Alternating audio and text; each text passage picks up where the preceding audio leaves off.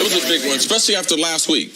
Suffering the first loss there in New Orleans, how you respond that following week becomes very important. But also, it's something I want to watch. Dante Fowler, who they traded for from Jacksonville Jaguars late in this football game, he had a penalty, had a couple earlier in the game. You could see on the sideline of all the players, all offseason, we talked about lack of continuity. What about these personalities? This one guy they get from Jacksonville, is he going to be the guy that makes this locker room implode? Just watching him, I just think that it was something in the way he played during the game that it could be something that really dragged the Rams down. They're one of the least penalized teams. We criticized all this offseason. How are these guys going to play together? Who's going to control them? They have done a remarkable job. And for them to be one of the top teams in the NFL as far as least penalized, and they're going to get a player who's very, very explosive, who they need his skill on the outside. I just want to see his personality in his second game. I didn't like what I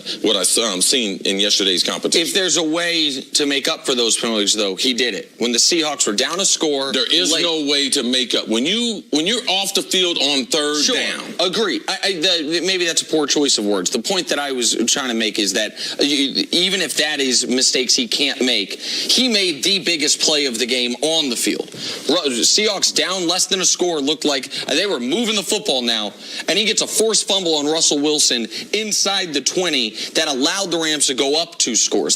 So what he was, you maybe saw the bad of Dante Fowler, one of the reasons that the Jags might have gotten sick of him, but also the explosive play to change that football game. But I thought there was some cause for concern for the Rams yesterday, because Seattle ran the ball 34 for 273. 34 carries for 273 yards. Once again, we said before the game, the Rams defense against good quarterbacks has been very susceptible. We saw it again with the Seahawks scoring 31, with Russell having a 123 rating, 3 touchdowns, no picks. The Rams defense has the names to be in a class above the other great offenses in football, the Saints and the Chiefs, but they're not playing at a much higher level than the defenses of the Saints and the Chiefs.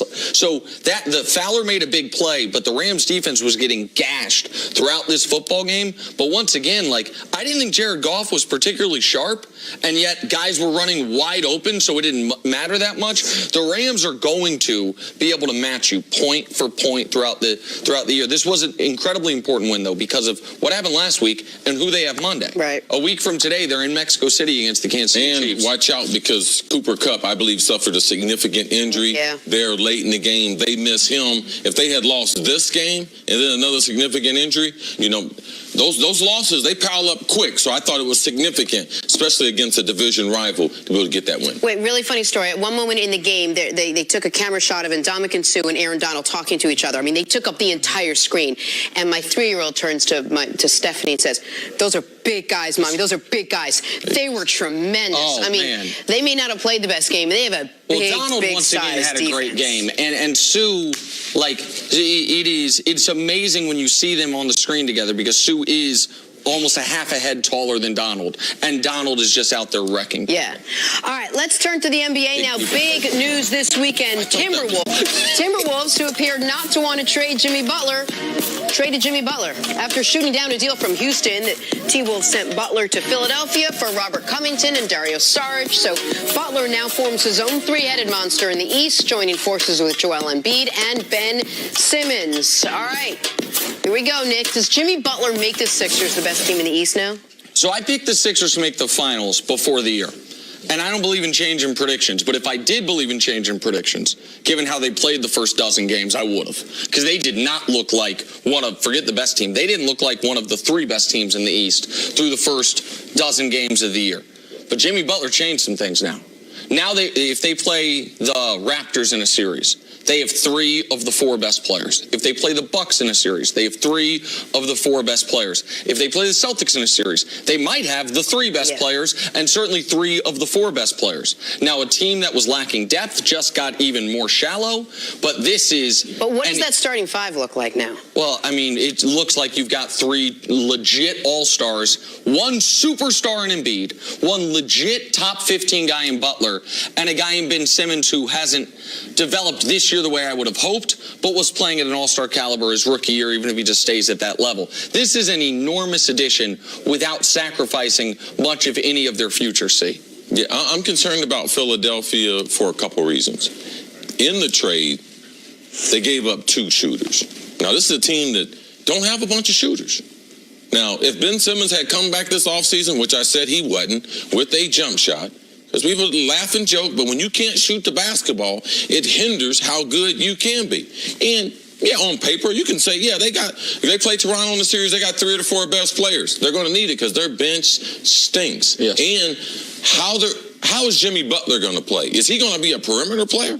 Is he going to be a spot-up three-point shooter? Because he's got to be with this team because there's not enough room to drive. Their point guard can't shoot. He's got to drive. Ben Simmons, he can't shoot. He's got to drive. So Joel Embiid, I know he can shoot the 3, but he's a post-up presence that they said this year, we want to go back to old-school basketball, put him in the post. It's hard to do that when you don't have the shooter. So I just want to see the style for which they're going to develop because, to me, when you get in a 7-game series, against Boston, against Toronto, they're going to have a spacing problem. Joel Embiid has been spectacular this season, but the other guys are not developing. Fultz, their point guard, is not developing. Ben Simmons, you could say he's playing at an all-star level. He's not developing an outside shot, so those things become a problem. Listen, all of the points about the guys other than Embiid, well, I agree with the Embiid point as well, but all of them are well taken.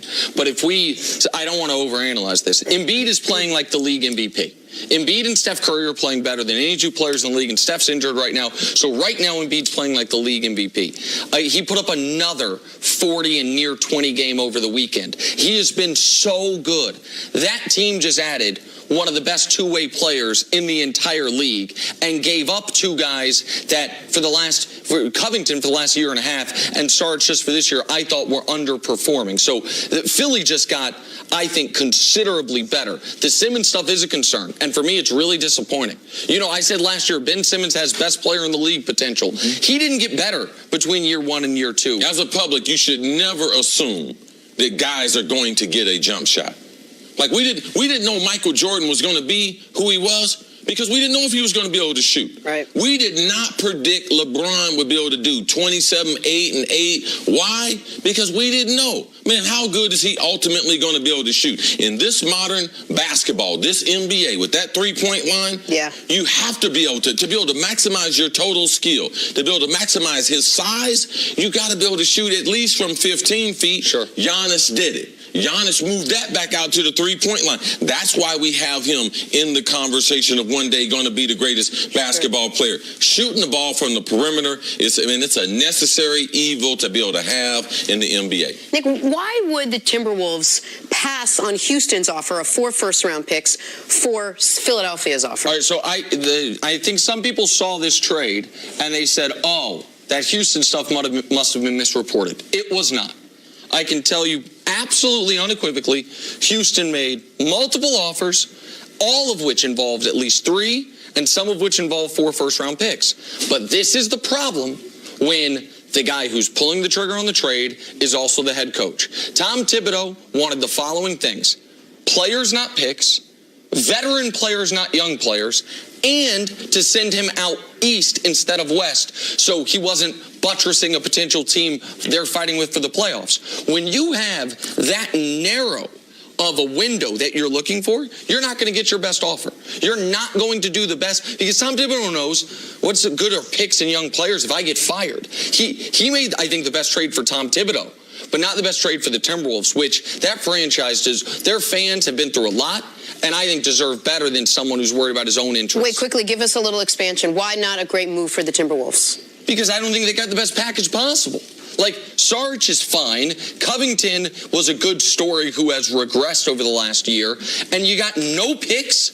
0 picks out of this? Like, no one that can be a blue chipper out of this? If you want some inside information on what kind of deal you thought the Timberwolves were going to make, read Kevin Garnett's commentary when they were saying they were going to trade for Jimmy Butler. And Kevin Garnett, what he said about Glenn Taylor, the owner. He said he was going to screw it up. He's going to mess this up. They said, Kevin, why is he going to mess this up? He said, because he don't know anything about basketball. they messed this one up. You should never give up those players for Jimmy Butler. Tremendous asset, and as Nick confirmed, it's real. What Houston offered those 4 first-round picks, like that was real. And now you look at Minnesota with Jimmy Butler.